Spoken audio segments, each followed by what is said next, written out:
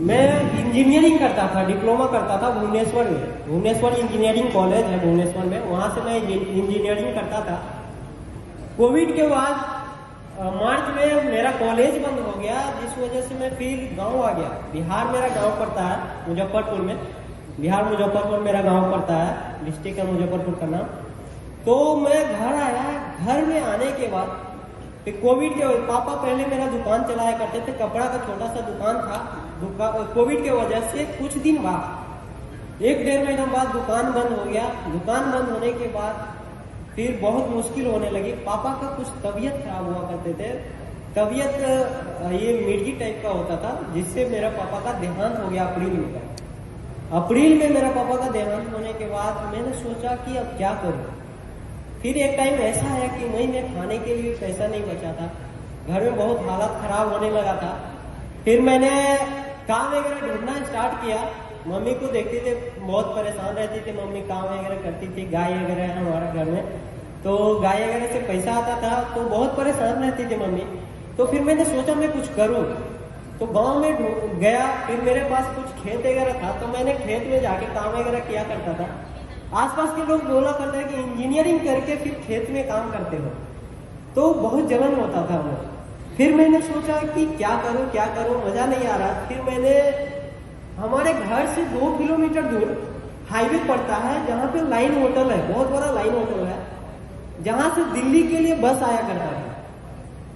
तो मम्मी को मैंने बोला, 2-3 बार बोला कि मैं दिल्ली जा रहा हूँ, दिल्ली में जाके कोई जॉब करूंगा, वहां से बढ़िया पैसा कमाऊंगा, फिर आगे कुछ करेंगे बहुत बड़ा। तो मम्मी आने नहीं देती थी, मम्मी मना कर देती थी, बार बार मना करती थी। तो लास्ट बार मैंने बोला कि मेरा जॉब लग गया है मारुति सुजुकी कंपनी में। मैंने झूठ बोला था मम्मी को, मारुति सुजुकी में जॉब लग गई है हमारी, 15,000 रुपया सैलरी मिलेगा, वहां पे इंटरव्यू है। मैं रातों रात गाड़ी पकड़ा, 12-1 बजे मेरा गाड़ी था, वहां से मैंने बस पकड़ा, 1 बजे रात को बस पकड़ के फिर मैंने आया, शाम को यहाँ पे उतरा था। लास्ट टाइम पता नहीं था कि मैं कहाँ पे उतरा था दिल्ली में, वो भी नहीं पता था। फिर मैंने इधर उधर भटकने के बाद फिर मैंने जॉब ढूंढा। जॉब बहुत मुश्किल हो रही थी उस समय, जॉब ढूंढना बहुत मुश्किल हो रही थी, जॉब कहीं मिल ही नहीं रहा था। फिर 1 दिन बीत गया, 2 दिन बीत गया, तीसरा दिन मेरे को जॉब मिला सिक्योरिटी गार्ड का। सिक्योरिटी गार्ड का जॉब जो मिला, एक इंसान था, उससे बात हुई, वो बोला कि चलो पीजी चलता है, वहां पे सिक्योरिटी गार्ड में जॉब कर लेना। तो मैंने आया, वहां पे देखभाल करता था, 9,000 रुपया सैलरी मिलता था। फिर मैंने सोचा अगर सिक्योरिटी गार्ड का जॉब अगर मैं करता रहूं, कहां तक पहुंच पाऊंगा आगे, मजा नहीं आ रहा था करके सिक्योरिटी गार्ड का जॉब। फिर मैंने 2 महीना किया, 3 महीना किया, फाइनली 15 सितंबर को विवेक बिंद्रा जी का एक वेबिनार हो रहा था। वेबिनार में मैंने बैठने के बाद आईबीसी मॉडल के बारे में कुछ बता रहे थे विवेक बिंद्रा जी की, ये लोग इतने कमा रहे हैं, ये लोग इतने कमा रहे हैं। फिर मैंने सोचा कि चलो यहाँ पे कुछ अपॉर्चुनिटी दिखाई दे रहा है, जहां से मैं जाके कुछ कर सकता हूँ। फिर मैंने एचओ में कॉल लगाया, एचओ में कॉल लगा के आईबीसी के बारे में पता किया, आईबीसी के बारे में समझा, सारी चीजें समझने के बाद फाइनली मैंने ज्वाइन किया आईबीसी मॉडल। अक्टूबर में मैंने ज्वाइन किया था। उस समय पैसा का बहुत दिक्कत था, कॉलेज के लिए पापा ने कुछ फीस दिए हुए थे, जिससे मैंने आईबीसी ज्वाइनिंग किया। आईबीसी ज्वाइनिंग करने के बाद पता नहीं था कि कैसे काम करे, कोई डायरेक्शन नहीं था। तो फिर मैंने करते गया, डायरेक्शन नहीं मिल रहा था। फिर एक दिन ऐसा हुआ कि प्रांशु रंजन जी का वेबिनार होता था रात को, जिसमें प्रांशु रंजन जी कस्टमर मीट करते थे, राहुल भाई का उदाहरण दिया करते, राहुल जी का। तो मैंने देखा करता था, तो लगता था कि चलो मैं कुछ करूं।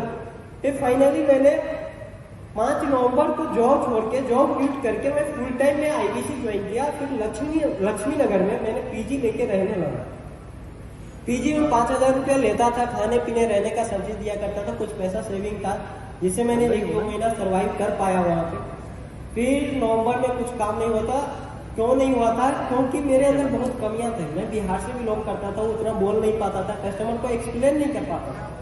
फिर जाके मैंने पांडे जी से बात किया, पांडे जी समझाया, बहुत सारी चीजें सिखाई पांडे जी ने, और फिर भी जाके नहीं हो रहा था। नवंबर बीत गया, दिसंबर में फाइनली 25 तारीख को प्रांशु रंजन जी से बात हुई हमारी। प्रांशु रंजन जी मेरे बारे में पूछा कि क्या करते हो, कहाँ से हो, सारी चीजें समझने के बाद प्रांशु रंजन जी ने एडवाइस किया कि जाके आप फिर से जॉब पकड़ो। फिर मैंने सोचा अभी जॉब तो मिल नहीं रहा, जॉब कहाँ पकड़ो। ऑलरेडी जो जॉब मिला हुआ था वो जॉब छूट गया। मैंने 2 दिन 26 और 27 को मैंने बंक मारा, ऑफिस नहीं आया प्रांशु रंजन जी का। फिर जाके मैंने जॉब ढूंढा, 2-4 किलोमीटर पैदल चल चलते हर रोज दोनों दिन जॉब ढूंढा करता था, नहीं मिला। फिर 28 को मैंने सोचा कि आज कहीं ना कहीं से जॉब लेके जाना है। तो फाइनली मैंने लक्ष्मी नगर में ही क्रेडिट कार्ड का जॉब पकड़ा, जहाँ पे 12,000 का जॉब मिला। वहां पे बताया, मैं टाइमिंग मैच कर रहा था। हम तो ऐसा सोच रहे थे कि ऐसा ना हो कि अगर मान के चलो मैं जॉब करने चले जाऊं तो आईबीसी का काम छूट जाए, क्योंकि यहाँ तो ग्रोथ है लेकिन कमी मेरे अंदर है। अगर ऐसा ना हो तो मैंने टाइमिंग मैच कर रहा था। तो वहां पे फाइनली जाके टाइमिंग भी शेड्यूल हो गया कि 9 से 5 आपको आके यहाँ पे काम करना है, कॉलिंग करना है, उसके बाद आप फ्री हो सकते हो। तो फिर मैंने सोचा चलो 2 घंटा का टाइम मिल सकता है। फिर मैंने 9 से 5 क्रेडिट कार्ड में जॉब किया। फिर जाके प्रांशु रंजन जी का ऑफिस आया करते थे 2 घंटा के लिए।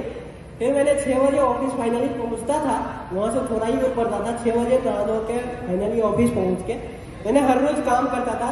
जनवरी में कोई सेल नहीं हुई, फरवरी में फाइनली जाके हमारा 1 लाख का रेवेन्यू हुआ था, जिसमें ऑफर चला हुआ था, जिसमें 40% मिल रहा था। तो उस समय ये टीडीएस काट के हमें 39,000 का कमीशन बना। फाइनली मार्च में हमारा एग्जाम था, इंजीनियरिंग का एग्जाम था, भुवनेश्वर जाना था। मैं सोच रहा था, कॉलेज वाला बराबर कहता था कि पैसा पे करोगे तभी एग्जाम दे पाओगे, नहीं तो नहीं दे पाओगे। फिर मैं सोच रहा था पैसा तो है नहीं, पैसा मैं दे नहीं पाऊंगा। तो मैं फाइनली डिसाइड कर लिया था कि चलो एग्जाम तो हो नहीं पाएगा, अब आईबीसी में ही बेस्ट करना है। फिर फाइनली 13 तारीख को मेरे पास 39,000 रुपया बड़ा बिजनेस की तरफ से क्रेडिट हो गया। फिर मैंने सोचा चलो अब बन सकता है।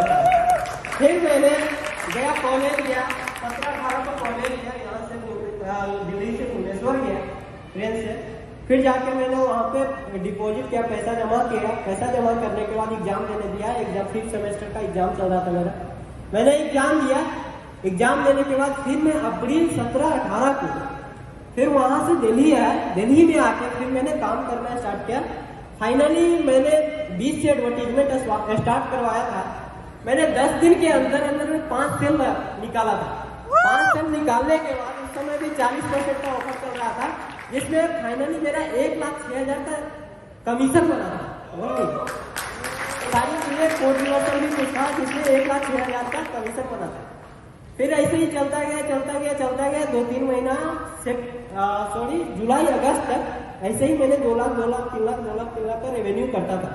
फिर फाइनली मैंने सितंबर के लिए प्लान बना रहा था, अगस्त के लिए प्लान बना रहा था।